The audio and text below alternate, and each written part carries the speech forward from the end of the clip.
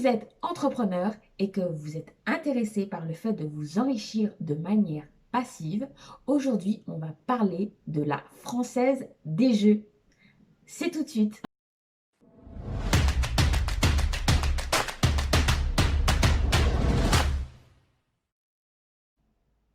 Bonjour et bienvenue sur Bénédicte Business TV. Alors aujourd'hui, on va discuter du cas pratique de la Française des Jeux.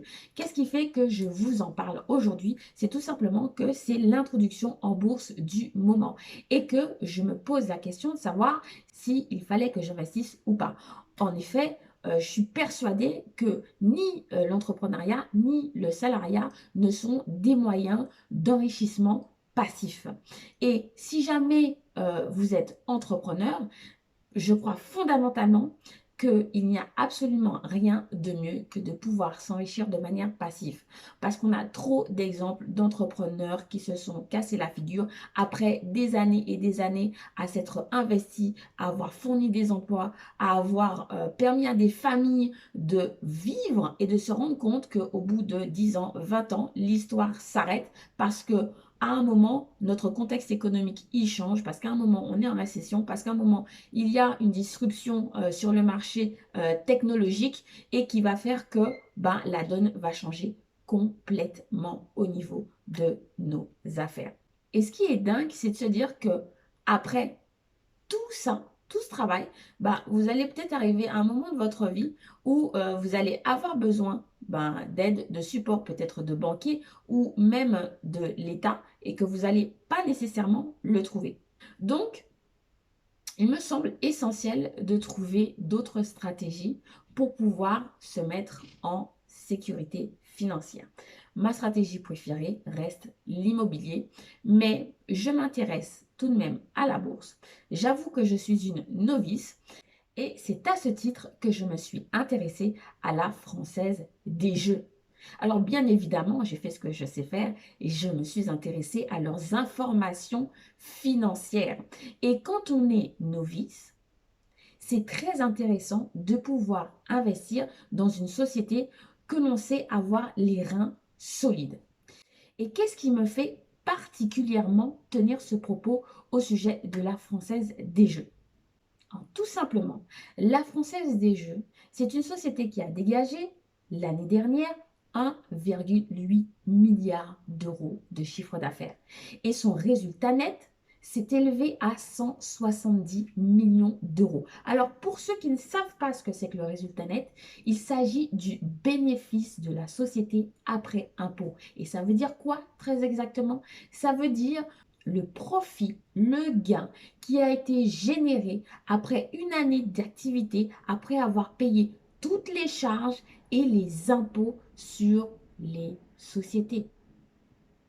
170 millions d'euros, ce qui représente à peu près 10% de son chiffre d'affaires.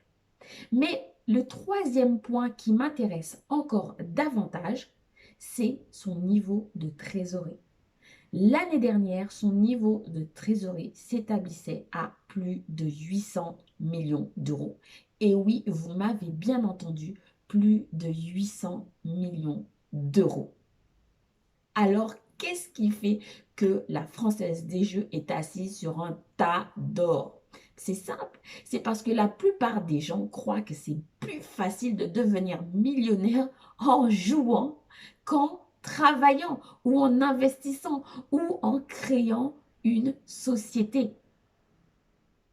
Et c'est juste hallucinant. Alors forcément, on s'attend à ce que le business de la Française des Jeux soit un business périn, d'autant que c'est une société qui a un monopole. C'est la seule société qui peut réaliser des activités dans le jeu, hormis bien sûr la société du loto. Mais j'ai envie de dire, ils ont un monopole, c'est une société dont l'État en tire un maximum parce qu'il taxe bien sûr les jeux.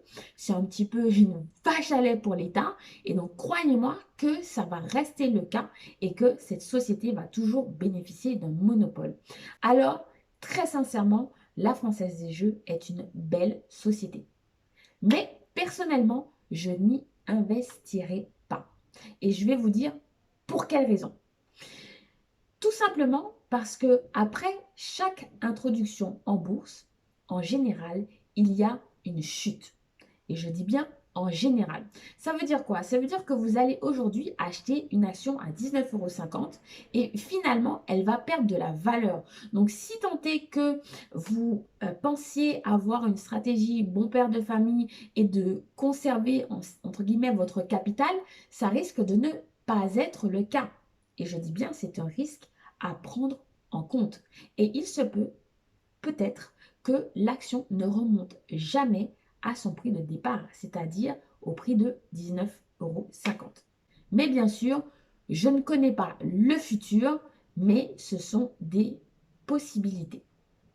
Ensuite, la deuxième des choses, c'est que moi, au jour d'aujourd'hui, je me suis surtout intéressée à des SIIC. Ce sont des sociétés immobilières cotées. L'avantage, c'est qu'on reçoit en dividende tout simplement les loyers qui ont été perçus. Et le rendement de ces actions sont quand même intéressantes. Le rendement pour l'année en cours est prévu autour de 6,76%, ce qui est franchement très bien. Alors que le rendement auquel on peut s'attendre pour la Française des Jeux peut très bien s'établir entre 3 et 5%. Alors c'est déjà très bien quand on sait que l'inflation est à 0,75% et quand on sait que de toutes les façons, pour le livret A, on est vraiment au ras des pâquerettes. Donc ça reste toujours intéressant d'avoir un rendement à 3%. Alors personnellement, je le redis, je ne vais pas investir dans la Française des Jeux, en tout cas pas tout de suite. Je vais attendre que l'action baisse pour pouvoir faire une bonne affaire. Et je n'ai pas l'intention, parce que je n'ai pas une stratégie d'achat-revente, j'ai plus une stratégie qui va consister à pouvoir développer des revenus passifs, c'est-à-dire des dividendes. Et donc, je vais conserver ces actions pour pouvoir en tirer des dividendes, tout en sachant tout de même qu'aujourd'hui, on n'a pas suffisamment de recul pour savoir quelle va être la politique sur les dividendes concernant la Française des Jeux. Parce qu'en effet, une société n'est pas tenue de verser des dividendes à ses actionnaires. Donc, c'est un risque que je vais prendre, mais un risque qui va être mesuré tout de même, parce que je me dis qu'en achetant les actions de la FDJ, en dehors de l'introduction en bourse, c'est-à-dire quelques mois après, et à un niveau sans doute beaucoup plus faible qu'au moment de son introduction, eh bien, au pire des cas, je pourrais tout de même me faire une plus-value sur ces actions. Alors, c'est tout pour aujourd'hui. Sachez que dans tous les cas, il me semble que la Française des Jeux est une action intéressante à suivre. Bien sûr, je vous ai partagé mon avis et cela ne concerne que moi, puisqu'il ne dépend bien sûr que de mes objectifs qui sont personnels et peut-être que vous n'avez pas les mêmes objectifs que moi. Mais en tout cas, j'espère que vous avez pu en tirer une information qui vous sera utile pour prendre votre décision. Et comme d'habitude, sachez que vous avez la possibilité de télécharger sur bgscoaching.com/no-formation mon guide sur les clés pour pouvoir générer plus de bénéfices qui va vous permettre notamment d'avoir des bases financières justement pour pouvoir améliorer la profitabilité, la rentabilité de votre entreprise et tout aussi pour avoir des clés pour pouvoir justement comprendre la situation d'une entreprise. Et typiquement, quand on veut investir en bourse, c'est extrêmement important. Vous aurez aussi accès à beaucoup d'autres ressources gratuites. Vous pouvez me suivre sur Instagram, sur @benedictgervais ou sur Facebook, sur BGS Coaching. Je vous dis à bientôt pour plus de jus et de contenu.